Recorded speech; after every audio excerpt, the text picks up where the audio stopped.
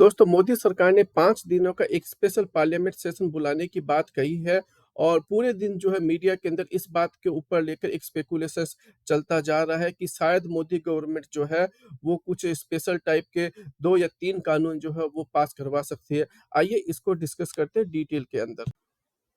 उनमें से एक कानून की बात चल रही है, उसका नाम है वन नेशन वन इलेक्शन। दोस्तों, ये जो बिल है, इसकी जो बात है वो काफ़ी बार मीडिया के सामने आ चुकी है पहले भी। आइए इसी के बारे में थोड़ा डिटेल में डिस्कशन करने की कोशिश करते हैं और जानने की कोशिश करते हैं कि क्या यह एक अच्छा कानून होगा या एक बुरा कानून होगा।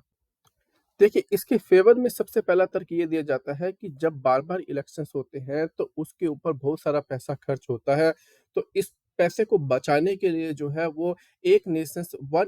वन इलेक्शन किया जा सकता है, जिसका मतलब ये हुआ कि प्रधानमंत्री का और जितने भी जो राज्य सरकारें हैं, उनका इलेक्शन जो है वो एक साथ कर दिया जाए, जिससे कि जो पॉलिटिकल पार्टीज़ जो पैसा खर्च करेगी, उनको एक ही बार खर्च करना पड़ेगा और बार-बार इस खर्चे से बचा जा सकता है।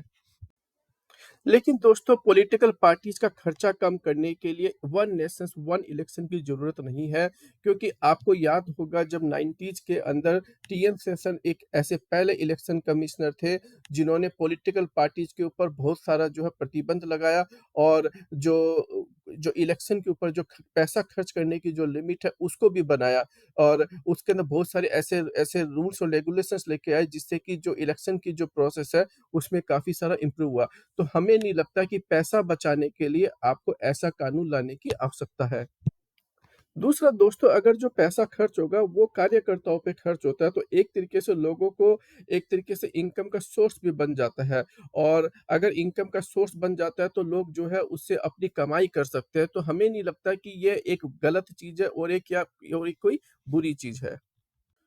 फिर एक तर्क ये दिया जाता है कि जो बड़े लोग होते हैं, वो बार-बार इलेक्शंस को प्रभावित करने के लिए जो है, वो पॉलिटिकल पार्टीज़ को बड़ा चंदा देते हैं और उस पैसे को निकालने के लिए वो जो है अपनी पॉलिसी जो है या गवर्नमेंट के जो मिनिस्टर्स हैं, उनको एक तरीके से उन पर प्रेशर डालते हैं कि उनकी फेवरेबल पॉलिसीज़ बनाई जाए। तो ये अगर हम वन नेशंस वन इलेक्शंस कर देंगे, तो हो सकता है कि हमें इससे छुटकारा मिले।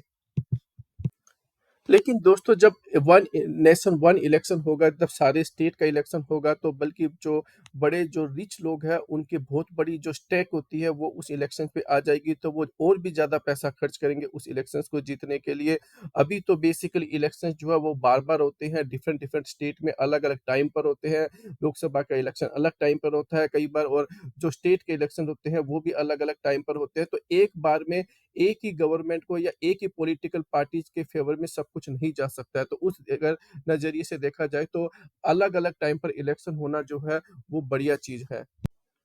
फिर इसके पीछे दोस्तों एक तर्क ये दिया जाता है कि जो पॉलिटिकल पार्टीज होते हैं और ख़ास करके जो गवर्नमेंट के में अंदर जो मिनिस्टर्स होते हैं, उनको बार-बार अलग-अलग स्टेट में इलेक्शंस होते हैं, चाहे वो प्रधानमंत्री हो, चाहे वो कैबिनेट मिनिस्टर हो, चाहे वो स्टेट मिनिस्टर हो, उनको बार-बार इलेक्शन रैलीज़ के अंदर जाना पड़ता है, जिससे कि उनका जो काफ़ी सारा जो टाइम है वो इलेक्शन रैलीज़ में चला जाता है और वो जनता के मुद्दों पर काम नहीं कर सकते हैं। तो इस कहते हैं कि अगर इलेक्शन एक साथ हो जाएँगे तो जो मिनिस्टर्स हैं उनको ज़्यादा काम में टाइम मिल पाएगा लोगों के मुद्दों पर काम करने के लिए। बट दोस्तों, इसके लिए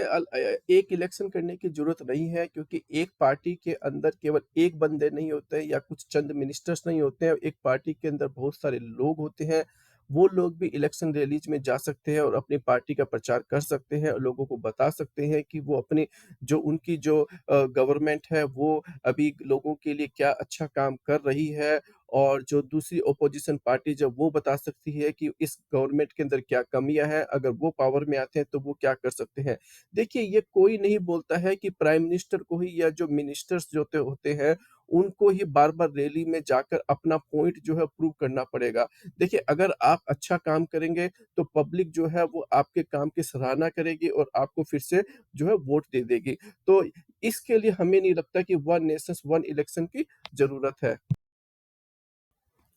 दूसरा दोस्तों देखिए, इलेक्शन जो होता है वो कई बार एक परसेप्शन भी होता है। का कई बार जो है एक पर्टिकुलर पॉलिटिकल पार्टीज़ के फ़ेवर में बहुत बड़ा परसेप्शन हो सकता है और हो सकता है कि वो पार्टी उतनी अच्छी नहीं हो। लेकिन अगर मान लीजिए उसको काफ़ी बड़ा डोनेशंस मिल गया है, कोई पॉलिटिकल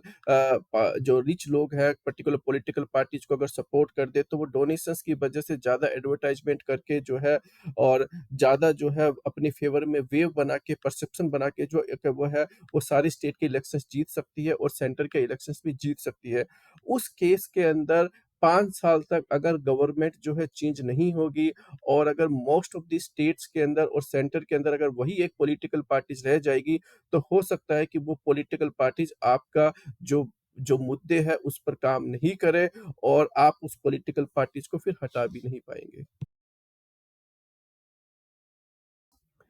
देखिए दोस्तों, वोटर्स का जो ब्रह्मास्त्र होता है, वो होता है उसका वोटिंग राइट्स। अभी के करंट सिनेरियो में क्या होता है दोस्तों, हिंदुस्तान के जितनी भी स्टेट है, उसमें अलग-अलग टाइम पर स्टेट के इलेक्शंस होते हैं और सेंटर का इलेक्शन भी अलग टाइम पर होता है। कई बार ऐसा होता है कि एक ही टाइम पर किसी सेंटर का इलेक्शन या 2 या 3 स्टेट का इलेक्शन एक साथ आ जाता है because of the timing, right? लेकिन क्या होता है दोस्तों, मान लीजिए अभी की सिनेरियो में क्या होता है कि आप कोई पर्टिकुलर स्टेट में मान लीजिए कोई पार्टी एक पार्टी आ जाती है, मान लीजिए पार्टी ए आ गई। अब मान लीजिए वो जो पॉलिटिकल पार्टी ए है, वो लोगों के मुद्दों पर काम नहीं करती है, तो अब मान लीजिए कुछ महीनों के बाद में अगर किसी दूसरे स्टेट के अंदर इलेक्शन होता है, तो उस स्टेट के लोग ये जान सकते हैं, देख सकते हैं कि क्या उस पॉलिटिकल पार्टीज़ ने जो वादे किए थे पब्लिक से, क्या वो पूरे कर रही है या नहीं कर रही है और उसकी पॉलिसीज़ कैसी है। तो वो अगर वो मान लीजिए वो जो पॉलिटिकल पार्टी अगर उस स्टेट के अंदर अगर इलेक्शन लड़ रही थी, तो अगर उसने अपने मुद्दों पर काम नहीं किया है, तो पब्लिक जो है उस पॉलिटिकल पार्टी के फ़ेवर में वोट नहीं डालेगी और उसको वोट आउट कर सकती है। तो एक तरीके से ये एक बहुत ही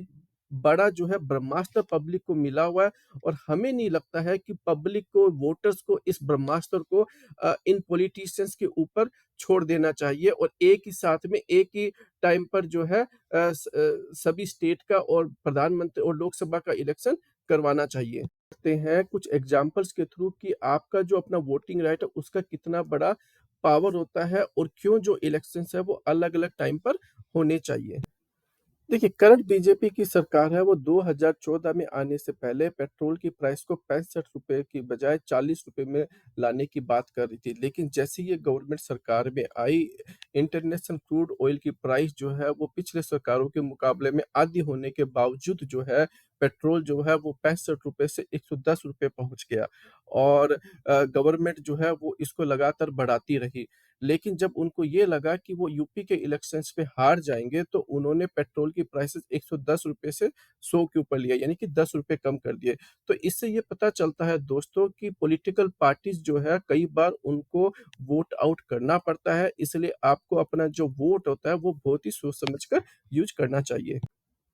यही हाल दोस्तों फार्मर प्रोटेस्ट के दौरान भी हुआ था। चाहिए देखिए, फार्मर प्रोटेस्ट बिल अच्छा था, बुरा था, वो एक अलग मुद्दा है। लेकिन 1 साल तक जो सरकार है और सरकार के कुछ मंत्री जो है और जो उनके जो सपोर्टर्स हैं, वो फार्मर्स को जो है एक तरीके से टेररिस्ट तक डिक्लेयर कर दिया था। उसके बाद में जैसे ही इनको लगा कि यूपी के इलेक्शंस में फार्मर्स आंदोलन का इम्पैक्ट पड़ेगा, तो प्रधानमंत्री जी जो हैं, जो अब 1 साल तक पूरे बिल्कुल गायब रहे फार्मर प्रोटेस्ट प्रोटेस्ट के दौरान, वो आकर फार्मर से माफ़ी माँग लेते हैं और कह देते हैं कि हमसे गलती हो गई। तो इससे क्या पता चलता है दोस्तों कि यही कि गवर्नमेंट जो है कई बार आपकी बात नहीं सुनेगी और उसको सुनाने के लिए इलेक्शंस होने बहुत ज़रूरी है।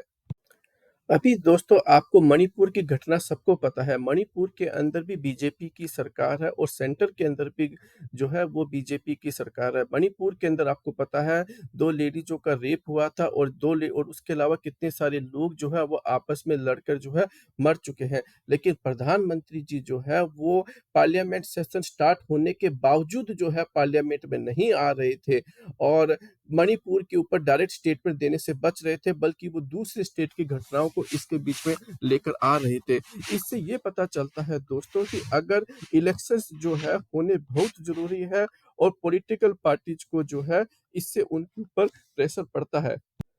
बल्कि होना तो ये चाहिए दोस्तों, जो पॉलिटिकल पार्टीज़ इलेक्शन जीत कर आती है, उनका एक्चुअली मिड टर्म होने चाहिए, सो दैट कि उनको जो है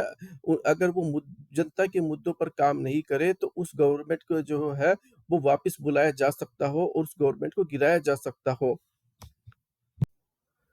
अगर बिल ही लाना है दोस्तों, तो इस चीज़ के लिए बिल लाना चाहिए कि कोई भी पॉलिटिकल पार्टी जो है वो जोड़-तोड़ के जो है वो सरकार का जो है सरकार नहीं बना पाए, और अगर ऐसी सिचुएशन आती है तो उनको फिर से जो है पब्लिक के पास जाकर जो है इलेक्शंस ल लड़कर जो है जीत कर फिर गवर्नमेंट बनानी चाहिए। उनको ऐसा नहीं होना चाहिए जिस तरीके से महाराष्ट्र के अंदर या बीच में कर्नाटका के अंदर या गोवा के अंदर जो है सरकार बनी हो। बल्कि बिल तो दोस्तों इस चीज़ का आना चाहिए जिससे कि पॉलिटिकल पार्टीज़ को अपना जो डोनेशंस है उसको बिल्कुल दिखाना पड़ेगा पब्लिक को, और साथ में ये भी बताना पड़ेगा कि किस पॉलिटिकल पार्टी को किस किस जगह से उनको पैसा आया है, किसने उनको डोनेट किया है और कितना डोनेट किया है।